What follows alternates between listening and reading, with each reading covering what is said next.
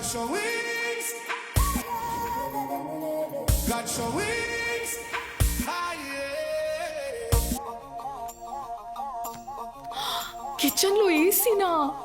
నానా, నువ్వు వంట చేసేటప్పుడు హ్యాపీగా ఏసీ వేసుకుని చేసుకోవచ్చు. Yes, I'm the man of the house. Washing machine కూడా ఉంది.